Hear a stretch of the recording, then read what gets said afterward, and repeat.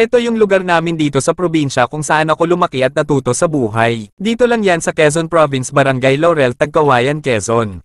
O kung tawagin nila Ilooban. Dito ako lumaki sa lugar kung saan napapaligiran kami ng mga puno ng nyog at mangga. Sama mo rin mga nagtataas ang mga damo at naglalakihang mga ahas.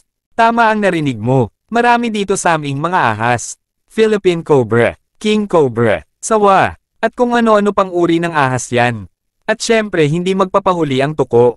Grabeng putek at dulas nga lang dito sa amin. Kaya kailangang mag-ingat para hindi madulas.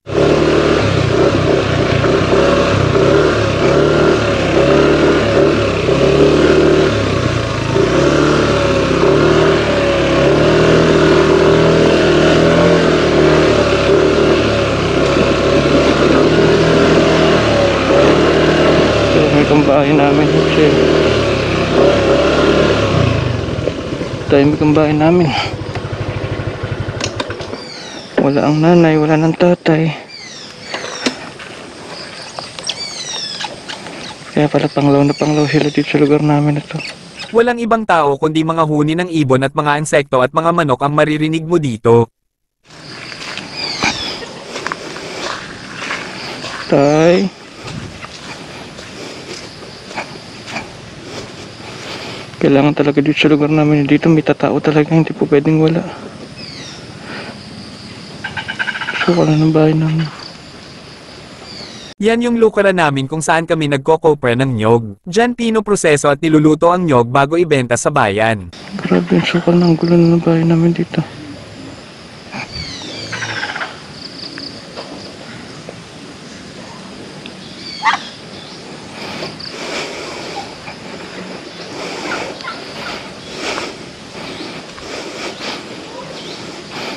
Tay, nay. Ito yung musoleo ng magulang namin. Diyan nakalagay sila nanay at tatay. Kamusta aking nanay? Kamusta ang aking tatay?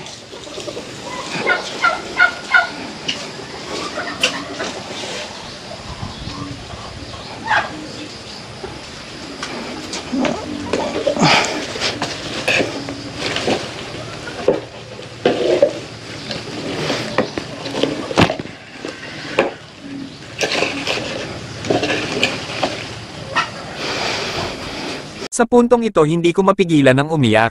Nasa tuwing naaalala ko sila, masakit pa rin ang pagkakawala nila. Pero siguro nga may dahilan kung bakit agad sila kinuha sa amin.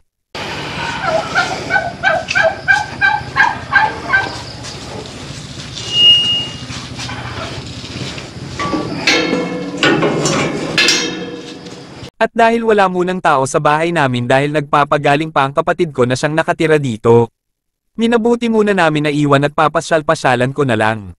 Tapos na ako na tay. Biyahe na ako pa Manila ha. Tapos na ako.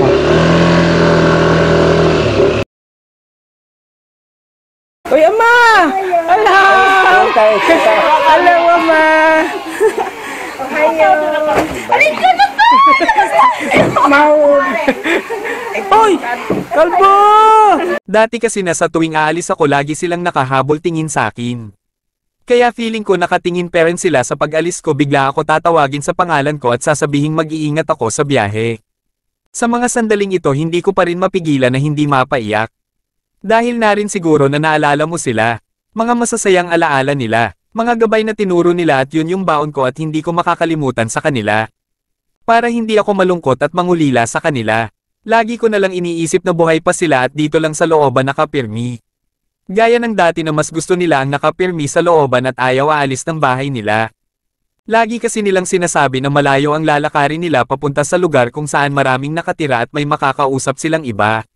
Gusto nila sila ang papasyalan mo para makipaghantayan o makipagkwentuhan. Putik.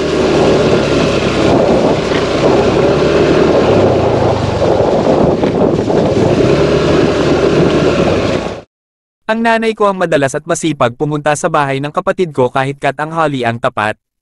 Ang tatay ko iba, mas gusto pa nun magtanim ng saging at nyog at magtaba sa palibot ng bahay. Ayaw na ayaw nun ang maglakad ng malayo tapos maputak pa ang dadaanan. Itong dinadaanan ko, ito yung nilalakad ko noon nung nag-aaral pa lang ako dito. Mula sa bahay namin hanggang doon sa sakayan ng skate. Yung skate yung sakayan sa may riles papuntang bayan.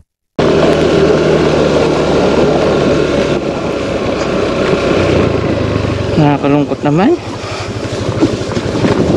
Kailangan talaga may isa talagang tao na tatao talaga sa loob ng bahay talaga namin. Doon na talaga pipirma sa looban. Kasi hindi na asikaso yung bahay. Sa akin kasi pinamana yung bahay pero hindi pa kasi ako pwede mag-stay dito talaga ng ano dahil unang-una mahirap talaga kabuhayin talaga dito, mahirap ang pera.